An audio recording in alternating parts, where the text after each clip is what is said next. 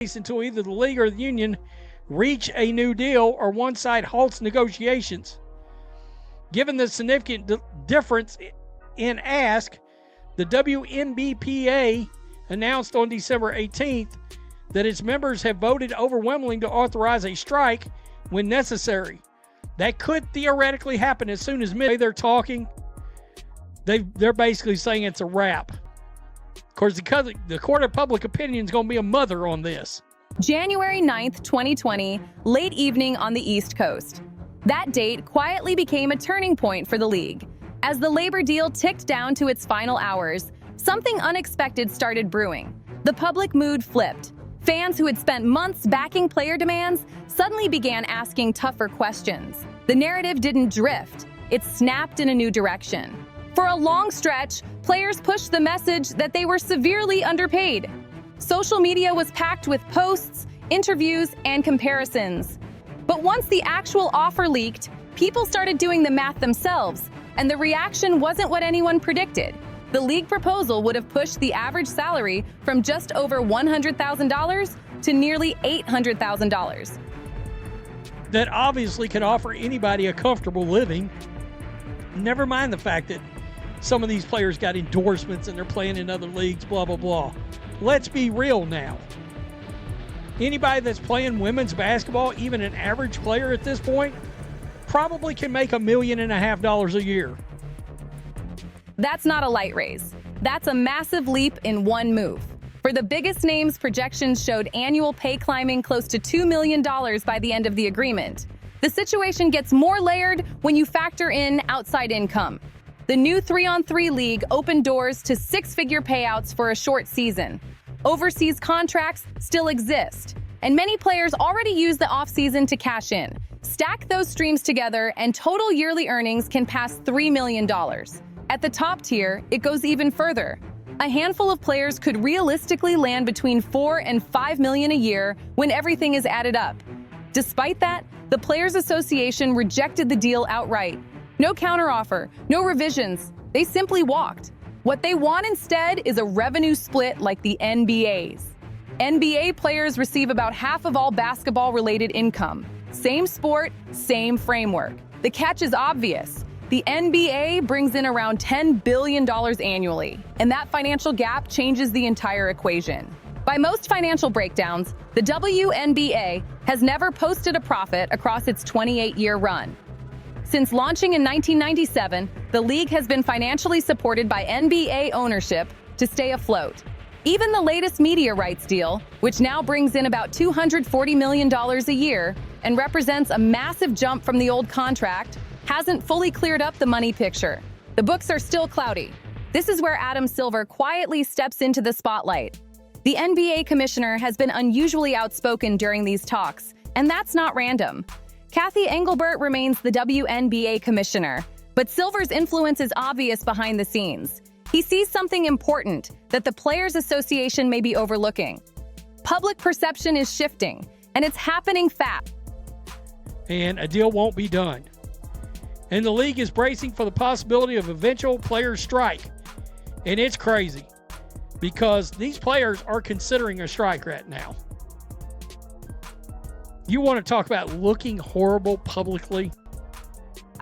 Scroll through comment sections and fan forums, and the tone has changed. People who once backed the push for higher pay are now scratching their heads. From their view, players are rejecting a deal that multiplies salaries by 9 in a league that hasn't made money yet. They're asking for revenue sharing when the revenue itself is still fragile. This isn't hate talk. These aren't trolls stirring noise. These are regular basketball fans trying to make sense of the numbers and the strategy. The league made a sharp, calculated move next. No lockout. That message was sent clearly through reports to CNBC. Management made it known that ownership would not shut the doors on players. Look at how that plays publicly. Striking is, quote, not something that we're going to do right this second, but we have in our back pocket. WNBA players, the WNBA won't lock out players, sources told CNBC. Bravo. And if the players do strike, that doesn't necessarily mean games will be missed. The season doesn't start till May. If games are missed, if the season stalls, If fans lose access to watching Caitlin Clark and the new wave of stars, the blame lands in one place. Not on owners, not on the league office. It lands squarely on the Players Association. The Players Association fired back quickly. Executive Director Terry Carmichael Jackson labeled the league's move a pressure play. Speaking to CNBC, she said the league chose to stall and made it clear that a lockout shouldn't even be part of the conversation. But here's the catch. The league doesn't actually need to lock anyone out. From a public standpoint, they already scored the win by putting a massive pay increase on the table and watching it get rejected without a counter. Back on December 18th, players voted to authorize a strike. Reports say the vote wasn't close. Still, approving a strike and actually pulling the trigger are two very different things. The season doesn't tip off until May, which on paper leaves room to negotiate. But time cuts both ways. Every day without a deal tightens the off-season. Free agency, training camps, preseason prep, all of it starts piling up into a smaller window. They offered you to go from a $249,000 salary to a nearly $2 million salary by the end of the new deal. See how that works out. See how that look works out for you. Especially considering that so many fans want to see who? Caitlin Clark. All right. Quote, "We are still waiting on the league and teams to show up to these negotiations with the same spirit of compromise." That's when internal pressure starts bubbling. You've got players who earned around $102,000 last year now staring at potential salaries of $400,000, $500,000, even $600,000 under a new deal. They're doing the math quietly. Walk away from hundreds of thousands in guaranteed money to gamble on revenue sharing that might take years to stabilize. That's a tough sell in real life. Then Caitlin Clark dropped a line last month that turned heads. She said, "This is the biggest moment the WNBA has ever seen. It's not something that can be messed up, and we're going to have to fight for everything we deserve, but at the same time, we need to play basketball." That last part hit hard. Clark gets the bigger picture. Her value and the value of every player in the league is tied directly to being on the floor. Indiana Fever games pulled huge TV numbers last season. Her rookie year brought attention the league had never seen. But momentum doesn't survive a canceled season. Strip away the games, and the spotlight fades fast. And that's the real tension sitting under this negotiation. The Players Association isn't wrong about the growth. The league is clearly moving up. The 2024 season delivered a surge in TV ratings, powered in large part by the Caitlin Clark effect, but also by a product that finally clicked with a wider audience. Crowds were bigger, buildings were fuller. The energy felt different across the league. Merch sales jumped fast.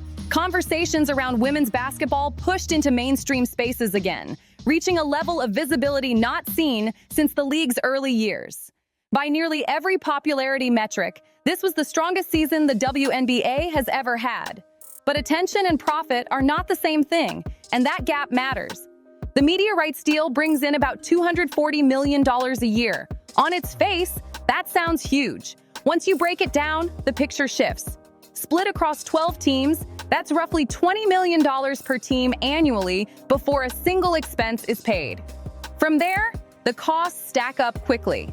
Arena rentals, team travel, coaching staffs, medical teams, marketing departments, front office operations. Even with a shorter season than the NBA, running a professional franchise burns money fast. Behind the scenes, the NBA still carries much of the financial weight. Through layered ownership and revenue structures, the NBA controls roughly 42% of the league, while individual NBA owners operate most WNBA teams. This isn't pure charity. It's a long-term bet on growth, built around the idea that maybe a decade from now, the league stands fully on its own. That future isn't guaranteed yet. It's a projection, not the present. From the players' angle, though, the picture looks different. They see NBA players earning 50% of basketball-related income. They see packed arenas, viral clips, national headlines, and a league finally getting real attention. That contrast fuels the tension sitting at the center of this fight. From the players' side, the question feels obvious. Why shouldn't they get the same revenue split as the NBA? On paper, it sounds fair. The issue isn't the logic, it's the scale behind it. NBA revenue sharing works because the pie is enormous. When a league pulls in around $10 billion a year, slicing off 50% still leaves billions to work with. Spread that across roughly 450 players on 30 teams, and the numbers still land in the millions for everyone. The system holds because the money is deep. Now shrink that model down to the WNBA. Be generous and call total league revenue $500 million. Cut that in half and you're left with $250 million for about 144 players across 12 teams. That averages out to roughly $1.7 million per player. That sounds strong at first glance, but that number is gross, not take-home pay. That pool also has to cover benefits, pensions, healthcare, and every other compensation detail built into the CBA. Salaries come out of that same bucket. Once you account for all of that, the headline number starts to thin out. The league's proposal tries to land in that same range without locking itself into a strict revenue percentage. An average salary near $780,000, with top players pushing close to $2 million, puts overall compensation in a similar ballpark while keeping flexibility on the business side.